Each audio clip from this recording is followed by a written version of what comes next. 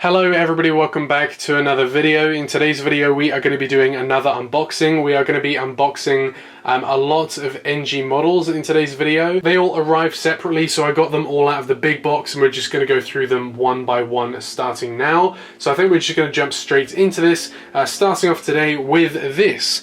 The first of many models, we have the British Airways Airbus A319. While I'm not a huge European collector, I do have, of course, a soft spot for British Airways, so any British Airways aircraft that comes out, I will be likely to get. But moving that one off to the side now, and getting on to the next model, we have the Southwest Boeing 737-900 in the Missouri 1 color scheme. Of course, this is another one of Southwest state liveries that I can add to the collection. We are getting very close to having all of them. I believe there's 2 or 3 that we don't have yet in the fleet. But yeah, that's another state livery added to the collection. And next up, it's a very big day for special liveries because we have the United Boeing 737-800 in the Star Wars livery. Of course, this has now been repainted in real life, but it is such an amazing livery that I really wanted this aircraft in my collection.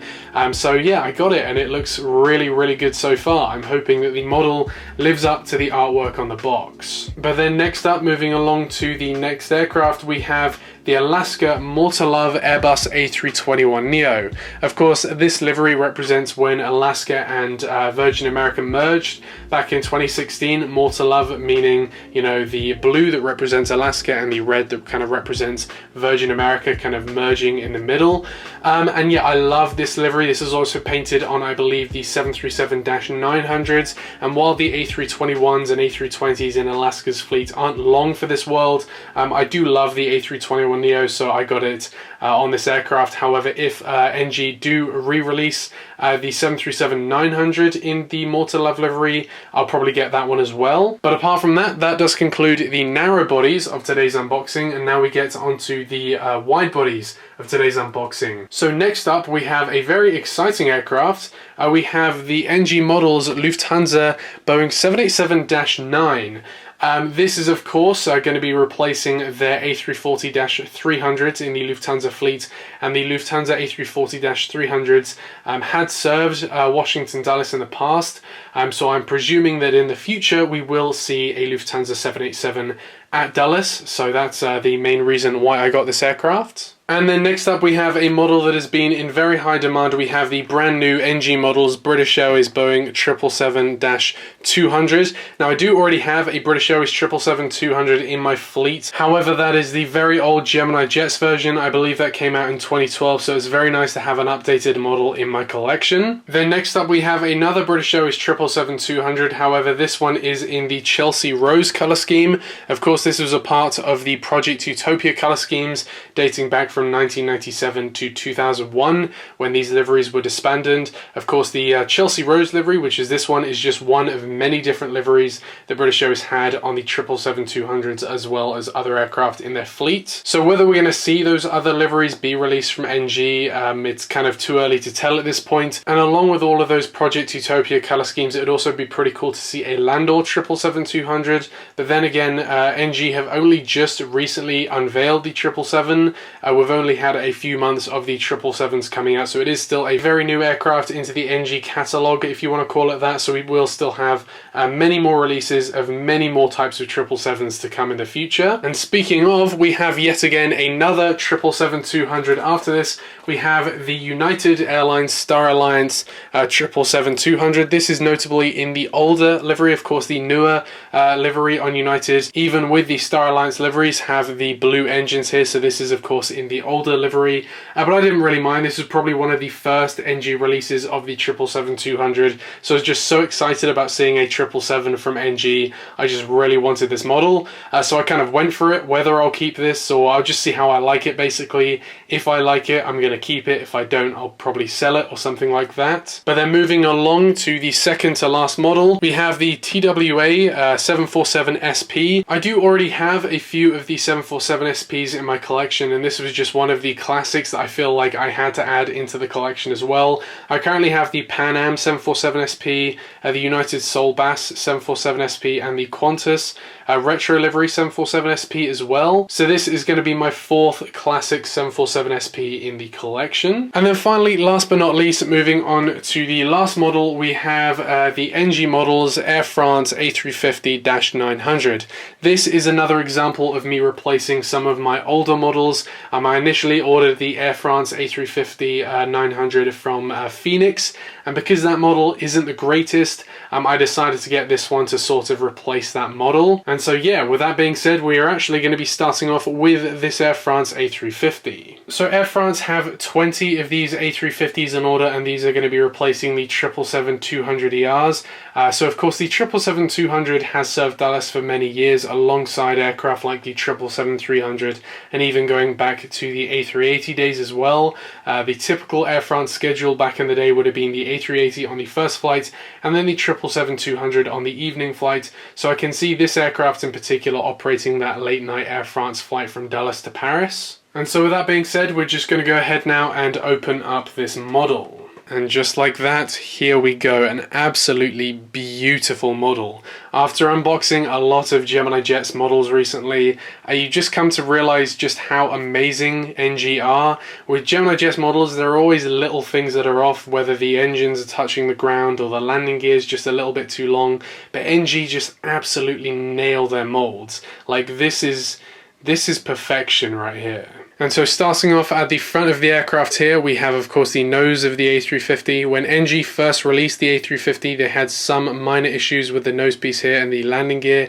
The landing gear was a little bit too long, but now they have it absolutely perfect. Moving up, we have the L1 door here with the original Air France logo at the front here. This is the logo they used from 1933 all the way through to 1976. And then of course in 1976 they changed their logo to essentially what they have today. They've had minor iterations, minor changes to their logo since 1976, but 1976 was their largest changing point between their original logo that you can see here and the logo they currently have today, which is of course this one, the Air France titles here with the red stripe. And apart from that, of course, the Air France livery has always been a Euro white livery. The engines are white, the fuselage is mainly white. It is a very white aircraft. Then moving to the rear of the aircraft, we have the blue winglets of the A350 there, looking really good. Back here we have, of course, the Wi-Fi box. Moving back here, of course, we have the registration, which is Foxtrot Hotel Tango Yankee Lima. Then under that we have of course the SkyTeam logo there with Air France and KLM. Of course Air France and KLM are kind of unified, so they have Air France and KLM, this joint logo on all of their aircraft. And then we have the rear door here of course with the Air France logo on the tail with the blue stripes and the red stripe at the end there. But yeah, overall NG have done just such an amazing job with this aircraft. It's absolutely amazing. Compare this to my Phoenix version, my Phoenix Air France A350, and there is no competition. The Phoenix version is garbage compared to this. This is just such a beautiful aircraft. I cannot wait to add this into my collection and get rid of my Phoenix Air France A350, that's for certain. And I am slowly doing that with a lot of my aircraft. For example, I bought the Scandinavian A350 from NG, and I have used that to replace my older Phoenix Scandinavian A350. And I am slowly doing that with a lot of my older models. When newer ones come out and newer and better molds, I will buy them and then sell off the older version. However, if I do have an older mold that is still really good, I'm still going to keep the old one, and I may get a second one depending on, you know, how much I like the aircraft and all of that, but it just kind of depends from aircraft to aircraft. But molds like this, the A350, compared to, you know, the older Phoenix mold, you know, I'm gonna probably replace all of my A350s eventually with the NG versions because this is such an amazing aircraft. And next up here we have the TWA 747 SP. This is my fourth 747 SP in my collection, and it should look really good next to the Pan Am 747 SP as well. I think they're going to look really good together. TWA only ever operated 3 of these 747 SPs, and they only ever operated them for 6 years from 1980 to 1986, so a very limited operation when compared to a lot of other aircraft, that is. And as you can see as well, this is of course in the minor Boss Boston Express livery, I guess you could call it. It's not really a special livery, it's just a tiny little decal at the front of the aircraft that says Boston Express. Apart from that, the entire aircraft is just the same as the regular TWA livery. So with that being said, we're going to go ahead now and open up this model. And just like that, we have yet again another beautiful model being added into the collection. We have the TWA 747 SP. And here we go. This looks absolutely amazing. I love the look of classic liveries, and in comparison to a lot of other classic liveries, this is quite a modern looking classic livery, if that makes sense. It's very Euro white in a sense. There's not much color apart from, of course, the red. We have the, up here we have the cockpit windows with the black underneath the cockpit of the windows there. The reason why they do this is actually for glare. When there's white below the cockpit here, the light can kind of hit it just right that it kind of bounces up into the pilot's eyes, which is not good. Even on pure white liveries like the British Airways 747-400s, if you actually take a closer look at the paint below the windshield, it's actually a slightly different shade or a different material, and that is to, of course, stop glare. It's kind of like a matte white instead of the gloss white that's over the rest of the 747. And of course this is specifically a problem on the 747 because of relatively how far back the cockpit windows are when compared to a lot of other modern aircraft. So it's a slight miscalculation on the design of the Boeing 747, but apart from that, it is just a beautiful kind of design and shape that the nose of the 747 has. But then below that here we have, of course, the Boston Express decal there. We have the 747 SP, and then we have these red stripes stretching back on the aircraft with the L1 and L2 door. The Trans World titles up here, and then we have the upper deck there. And then taking a look at the wing and the engines here, as you can see, these are the classic low bypass engines that we used on lots of older 747 variants. And then finally moving to the rear of the aircraft, here we have the registration, which reads November 57203. We have the rear door of the aircraft here, and then we have those classic TWA titles on the tail there with the US flag at the top. Probably not a model for everyone. If you're not a classic collector, then of course this probably won't appeal to you, but it is truly an amazing model. NG have yet again done an absolutely amazing job, and that is not the last time you're going to hear me say that today. And next up here we have my very first NG models, Boeing 777. This is of course going to be one of three we unbox in this unboxing, and they are all going to be the 777-200s, despite the fact that NG also have the 777-300 out now. I haven't ordered any of the 333s from NG just because I don't really need any of the ones they've released. I can only really think of three airlines I would get if NG released them in the 333 mold. Probably British Airways, just to update my collection a bit, because the one I've got at the moment is the first release Gemini one, which has some incorrect markings on it.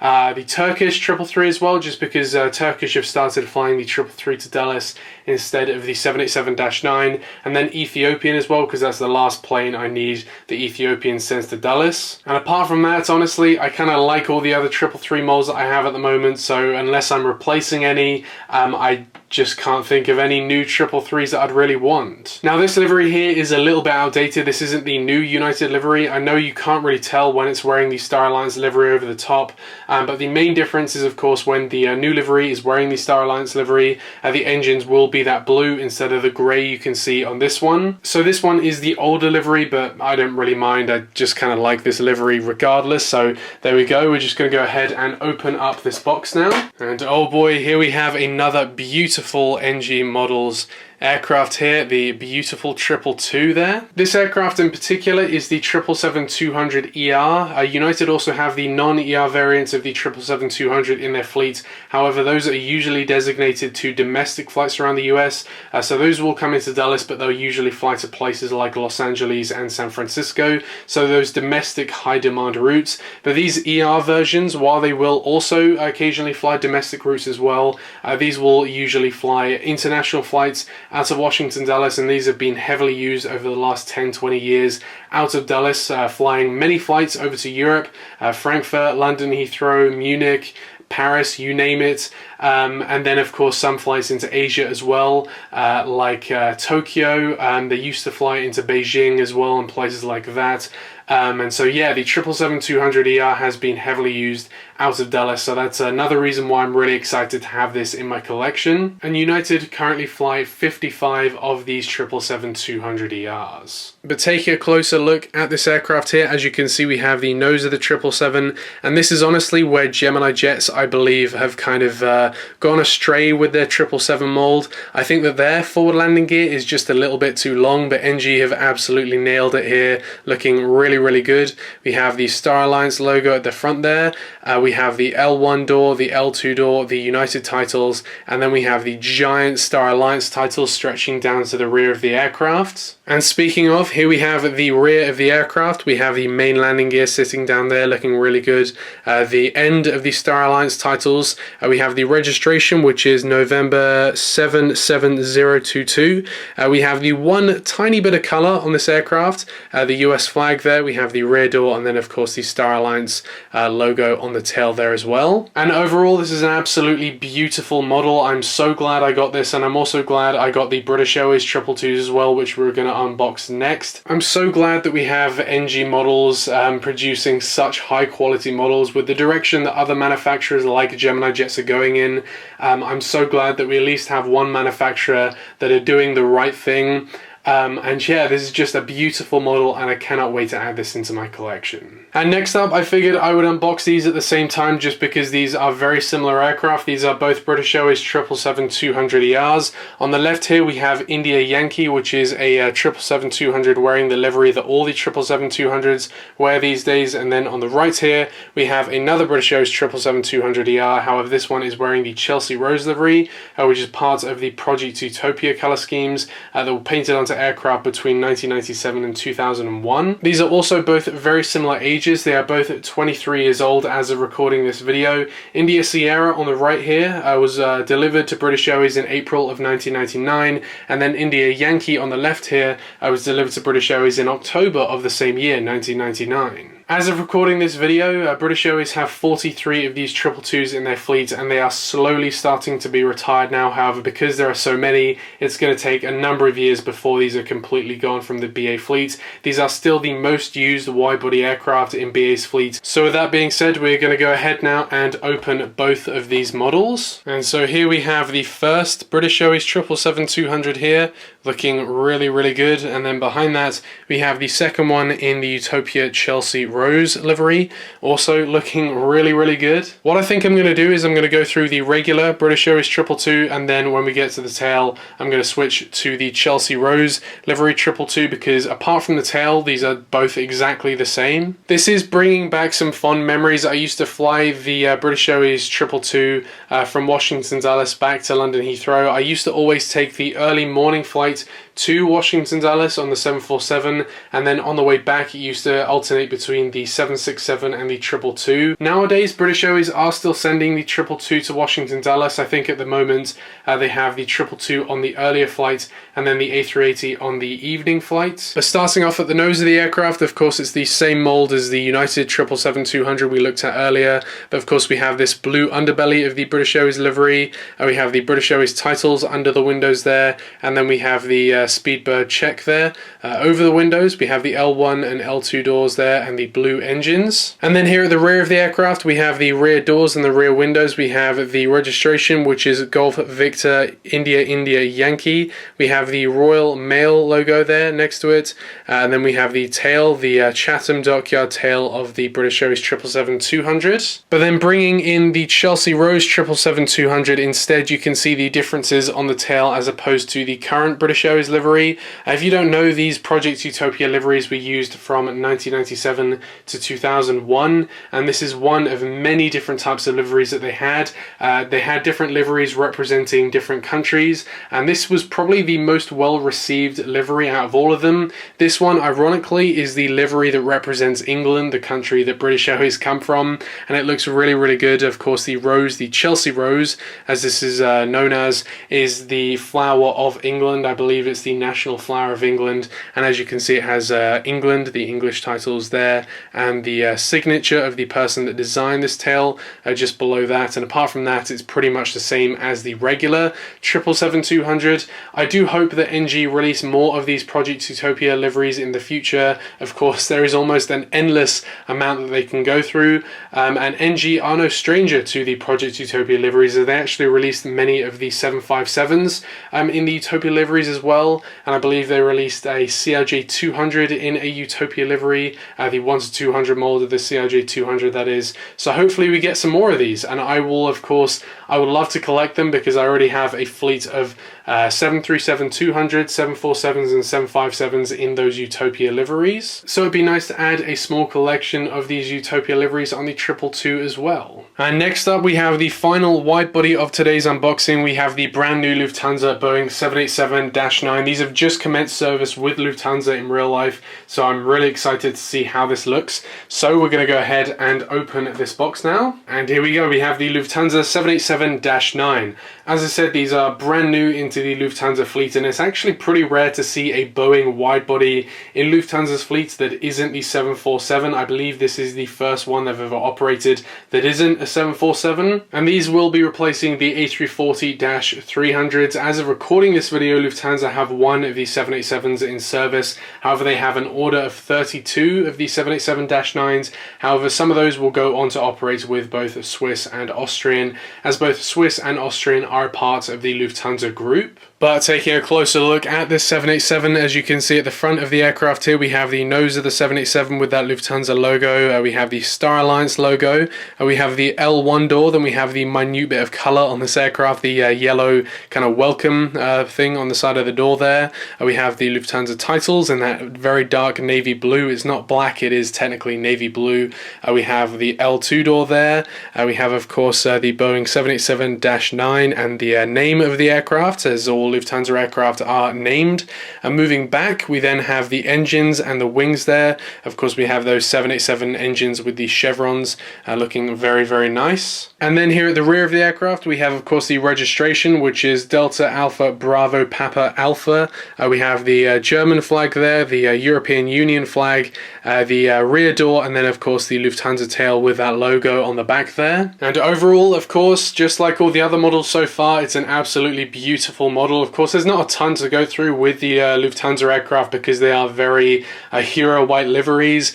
There's just, of course, the tiny bits of navy blue on the tail and the titles, and apart from that, it is just a purely white aircraft. But I do have to admit, the Lufthansa livery is slowly growing on me. I wouldn't say it's a good livery necessarily, but I wouldn't also say it's a bad one. I just kind of think it's in that kind of grey area in between a good and a bad livery. It does its job, I guess, and I do just think it's quite a clean and modern livery. I will give Lufthansa that, but it could have a little bit more colour. And next up, we have pretty much the opposite of the Lufthansa livery. We have a very colourful livery. We have the Alaska More to Love Airbus A321neo. It's a beautiful livery and a really cool design on the box, so we're just going to go ahead and open this aircraft now. And so starting off with the red nose of the A321neo here, we have the L1 door there. We have the forward landing gear, which does seem to be bent back slightly, which is thumbs down to NG models there for that one. But then moving back, of course, we have the More to Love titles, merging the red into the blue here. We have this kind of pinkish and then purplish color. And then here at the rear of the aircraft, we have the registration, which is November 926 Victor Alpha there with the US flag. We have the Wi-Fi box on the top there. We have the rear door, and then of course Chester sitting on the tail there. And yeah, overall a really, really nice model. It's just a shame about that forward landing gear, but that should be able to be bent back into place. But yeah, overall a beautiful, beautiful livery. I've wanted the More to Love livery for a very long time, so I'm glad that I finally have this, and hopefully one day I can get the 737-900 in the More to Love livery as well, with the NG mold of the 737s now fully in production. Hopefully we will get another release of the 737-900s, the regular livery that is, the One World livery, and then of course the More to Love livery as well. And then from one special livery to another, here we have the NG Models United StarWars livery 737-800. This was painted back in 2019 to celebrate the release of Star Wars The Rise of Skywalker. This has now been repainted in real life. This livery does no longer exist, but because it's such a cool livery, I really wanted this aircraft, so I got it. And so we're going to go ahead now and open up the box. Now for once, I actually think it's worth showing both sides of the aircraft, because as you can see on this side, this has the theme of the dark side of the Force. So the United titles there are in red, the winglets are painted red, and then we have the red lightsaber there with the TIE fighters in the background. And then on this side of the aircraft, as you can see, this is light side theme. So we have the blue United titles, the blue winglets, the blue lightsaber, and then the X-wings in the background there, and that theme carries onto the inside of the aircraft as well. One side of the aircraft is light side themes and one side is dark side themes with the blue and red headrests, which is a really nice touch. But taking a closer look at this aircraft, as you can see, the main fuselage of the aircraft is black with the stars dotted in the background there.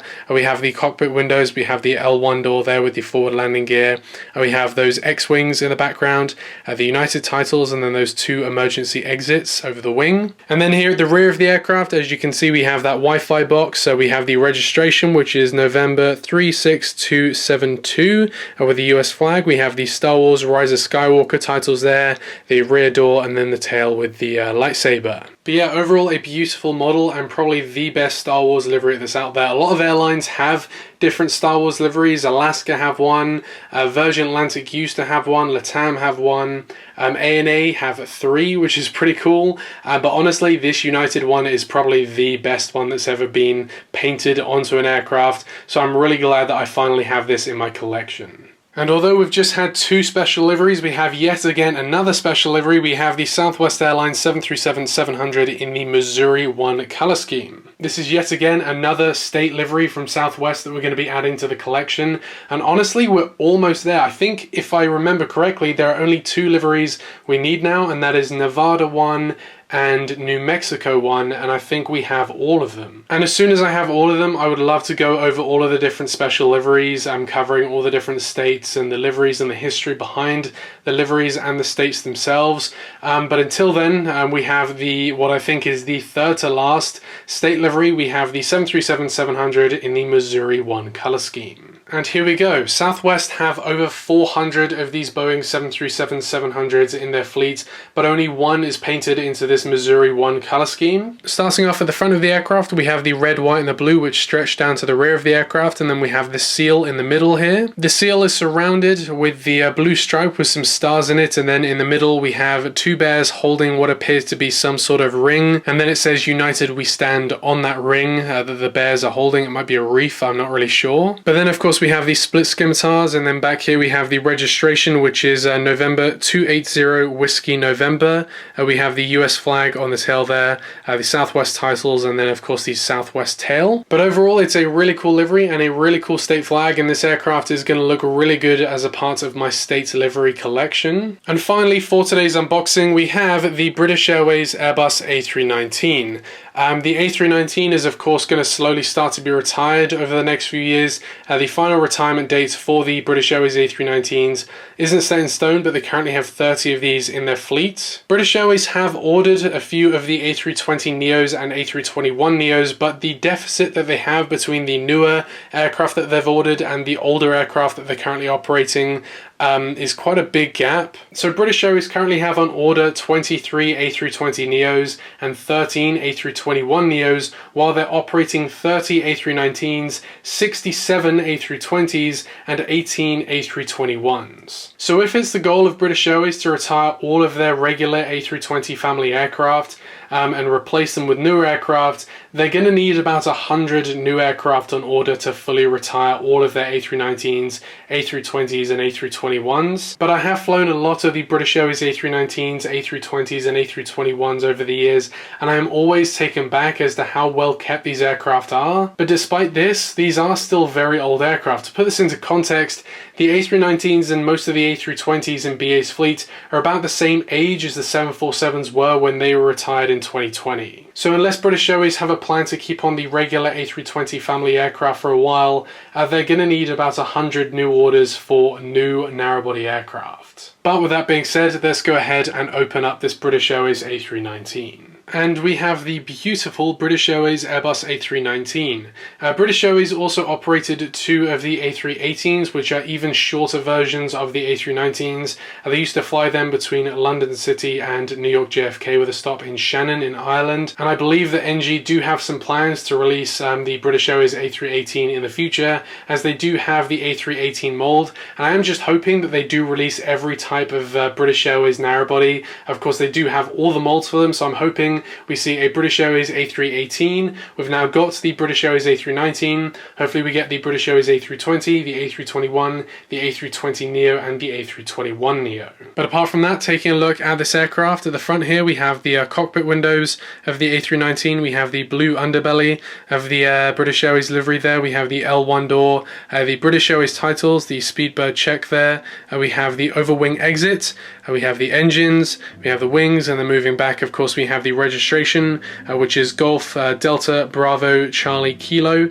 We have the Royal Mail logo there, we have the rear door, and then we have the Speedbird tail, the British Airways logo on the tail there as well. Overall, it is a beautiful aircraft, and my goal is to kind of collect pretty much every single British Airways aircraft in 1-400 form, and we are well on our way now, and this is a splendid addition to that British Airways collection. And so yeah, just like that, that does complete this absolutely amazing unboxing. I absolutely love NG models and what they do with their aircraft.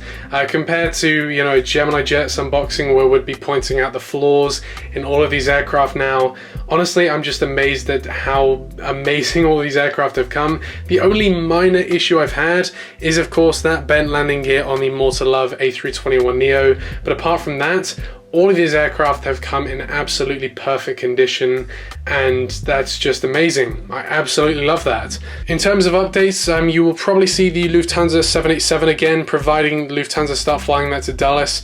The Star Alliance 222 you'll see, the British Airways 222, you'll also see that on Dallas updates, and even maybe some Baltimore updates. British Airways have flown the 222 to Baltimore in the past, so hopefully they do that.